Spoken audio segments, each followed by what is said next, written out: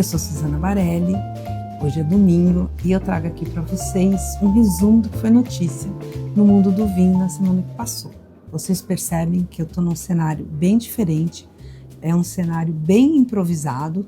Aqui ao fundo vocês conseguem ver os vinhedos da idade do Rossim, que é onde eu estou, e eu vim aqui para participar do Anfora Wine Day.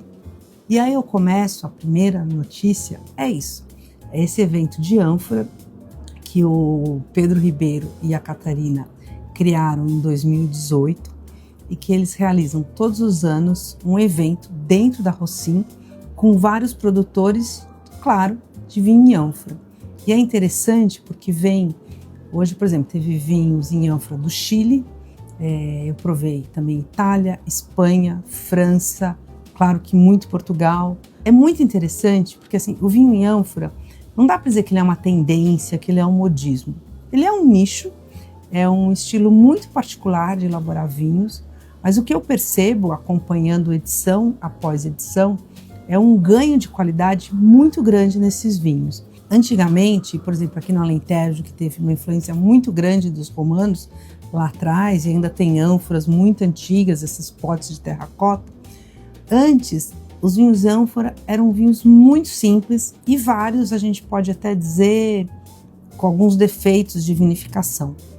Mas o que aconteceu é o seguinte, com a chegada de enólogos com mais conhecimento, e o Pedro Ribeiro é uma pessoa muito importante nesse processo, foi se aprendendo a elaborar vinhos em ânfora com maior qualidade, com menos erros de vinificação. E o erro aqui não quer dizer que o enólogo fez de propósito, mas muitas vezes é por desconhecimento, por não conhecer toda a técnica, tudo que está por trás de um processo de vinificação. E o que eu percebo, e essa edição para mim acho que foi a que mais surpreendeu, é assim, são vinhos em ânfora, vinhos feitos em ânforas de maior qualidade. E aí a gente tem desde aquele vinho que fermenta em ânfora, e fermenta com todos os engaços, com a casca e tudo mais, e vinhos que fazem estágio em ânforas, que aproveitam dessa forma da ânfora, que é meio bojudinha, que permite uma movimentação do vinho lá dentro, quando ele está fermentando e quando ele está estagiando, e que acaba conseguindo fazer vinhos mais complexos. Eu gostei muito do que eu provei. A segunda notícia que eu quero trazer para vocês é sobre o texto que subiu ontem, sábado, na Levant Filosofia, no Paladar. Eu escrevi sobre o DM01, que é o projeto da vinha Dom Melchor, que vai chegar no Brasil no começo do ano que vem. O Dom Melchor, eu explico, ele era o principal vinho da vinha Conchetoro, que é uma gigante lá do Chile. Em 2019, a Dom Melchor virou um projeto à parte, virou a vinha Dom Melchor, e o Henrique Tirado, que era o seu principal enólogo, virou o gerente geral, o principal executivo dessa vinha Dom Melchor.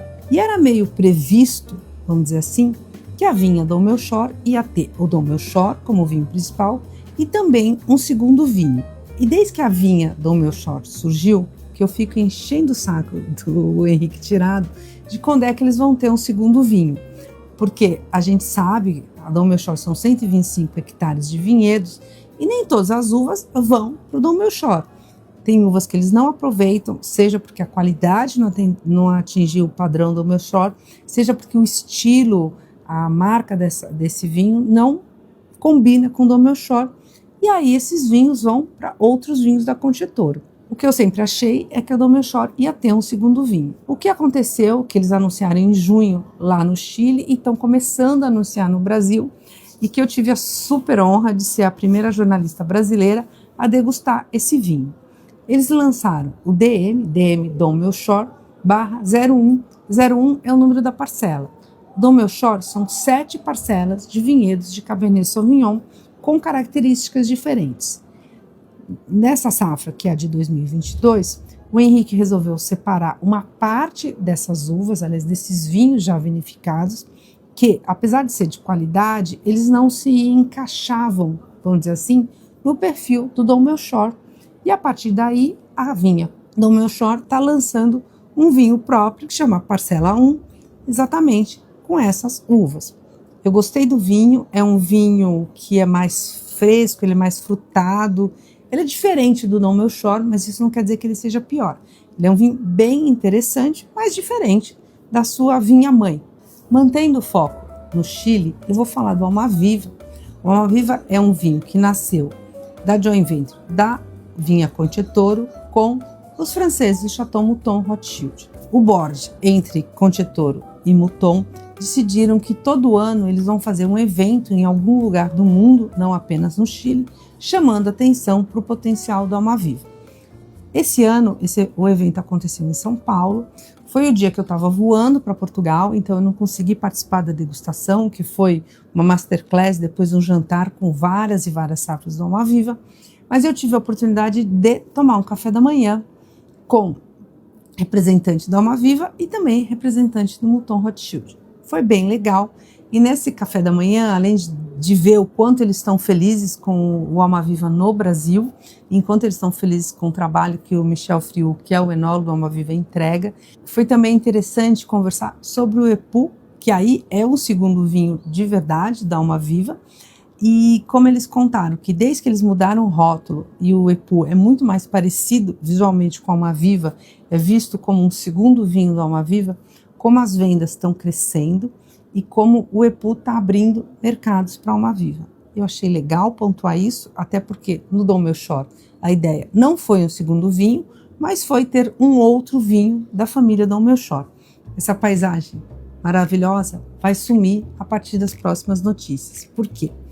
Porque eu estou aqui no Alentejo e eu tenho que, daqui a pouquinho, ir para a solenidade, que é o mais legal, de aberturas das ânforas do Rossim. É isso.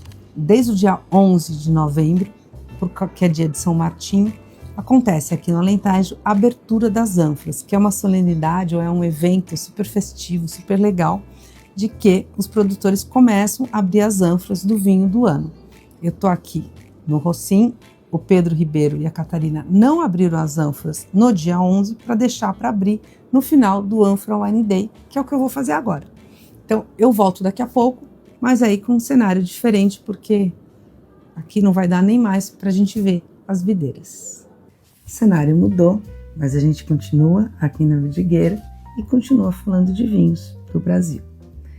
Agora eu vou falar de uma degustação que aconteceu lá no Brasil, foi publicada no Estadão nessa semana, no Paladar, em que eu tive a oportunidade de organizar uma degustação que eu super curti, e a proposta era brancos com poda invertida. Foi um desafio para mim organizar essa prova. Primeiro foram 16 vinhos, que é uma prova grande, e que eu chamei para participar a Bianca Verratti, a Karine Vilela, o Luiz Felipe Campos, o Rodrigo Lanari e o Thiago Mendes. E era uma discussão sobre qual é o potencial da Sauvignon Blanc com essa técnica, qual é o perfil da Sauvignon Blanc. A gente percebe que o Brasil ainda é muito jovem nessa técnica. Para os vinhos brancos, nos vinhos tintos já tem meio uma tendência, uma segurança de que a Syrah é a melhor uva. Nos vinhos brancos eu ainda não sei se há essa certeza, mas isso é o mais interessante do mundo do vinho quando a gente está falando de novas regiões, que o produtor, os produtores podem ousar, pode fazer uma série de experimentos, testar qual é a melhor uva que melhor se adapta a cada terroir. Nessa aposta da Sauvignon Blanc, qual vai ser o estilo do Sauvignon Blanc em poda invertida em uma região específica do Brasil. Eu trago aqui também os dados da primeira estimativa do tamanho da safra de 2025, que foi publicada essa semana pela OIV. A OIV é a Organização Internacional da Vinha e do Vinho, que reúne 51 países produtores de vinho, Brasil inclusive. Pelo relatório da OIV, e aí eu vou pegar a minha colinha um pouquinho, a estimativa é que a safra fique entre 228 e 235 milhões de hectolitros de vinho. Ainda é uma estimativa, porque a safra no hemisfério sul está completamente cerrada, mas a safra do hemisfério norte ainda faltam chegar alguns dados, né? Até porque ela acabou de acontecer, a gente está aqui começo de novembro. Esses números, eles indicam um crescimento de 3% em relação ao que foi ano passado, e para lembrar, o ano passado a produção caiu muito, principalmente por fatores climáticos, e esse número, mesmo sendo um crescimento, ele é uma queda de 7% em relação à média histórica dos últimos 5 anos. ou seja, o mundo está produzindo menos vinhos. A Itália segue na liderança, seguida pela França e pela Espanha. Depois vem Estados Unidos e Austrália, e a Argentina segue como o sexto maior produtor e é também o maior produtor da América do Sul. Outra ponderação da OIV é que essa redução de consumo, redução assim, pensando na média histórica, ela foi causada por fatores climáticos, mas ela tem um lado de refletir essa época em que está o mundo com consumo menor de vinho. Ou seja, num curto prazo é até interessante, já que o consumo está diminuindo. Mas não é interessante a redução de produção ser causada por fatores climáticos.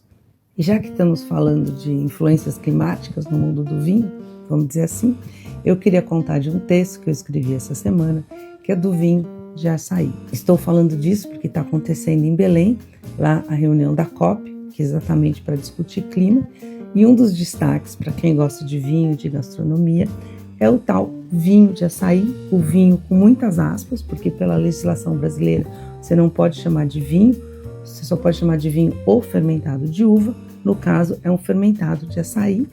E aí eu contei a historinha de um produtor que elabora o seu vinho e está vendendo mais em Belém nessa época, e que contou inclusive de um estudo da Embrapa que mostra as semelhanças do açaí com a uva quando a gente está pensando em vinho.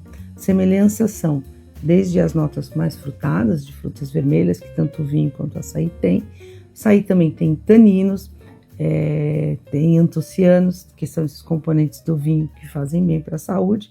Então, ele faz uma relação entre as duas bebidas, que no caso dele, ele chama de tinto de açaí. Ele, no caso, é o João Capiberibe, que já foi um político local e hoje, entre outras coisas, faz esse vinho, entre aspas, de cupuaçu, de açaí e de outras frutas fermentadas. Ele não é o único produtor, mas é um dos produtores, e é interessante porque ele conta que ele tem 8 vinhos, entre aspas, de açaí, alguns com passagem por chip de madeira, outros apenas a fruta. Então, uma riqueza brasileira que foi valorizada nessa COP30. Bom, e eu sigo divulgando o Guia dos Vinhos, tá aqui para a gente lembrar, na nossa terceira edição linda.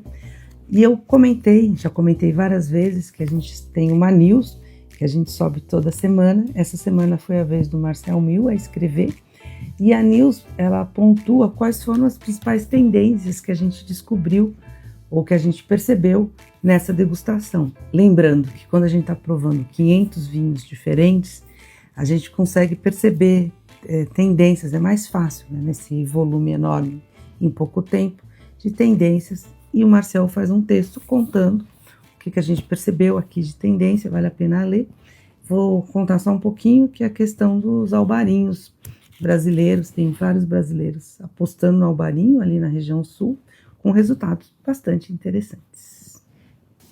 E para terminar, eu queria dar uma dica, que começou uma série de um podcast, não é aqui os meus comentários, mas é um podcast da Jancis Robinson, que é um super nome do mundo do vinho, uma pioneira, faz um trabalho lindo de divulgação do vinho. Ela é inglesa, fica lá na Inglaterra, e ela está comemorando 50 anos de carreira. E para marcar esses 50 anos, tem esse podcast, se você colocar no Google o nome dela aparece, que conta a história, em 7 ou 8 episódios, conta a história da vida dela. Foi lançado o primeiro, são 38 minutos esse primeiro, e eu super dou a dica para vocês escutarem e acompanharem. Ela é uma super inspiração, não apenas para mim, mas para muita gente que está nesse setor. É isso, espero que vocês tenham gostado desse resumo da semana, gravado em 2 cenários diferentes, agora sem uma taça de vinho para o brinde, mas que continue sendo um espaço aqui para você ficar bem informado sobre o que acontece nesse mundo que a gente tanto gosta. Até a semana que vem, aguardo suas críticas, questões e indagações.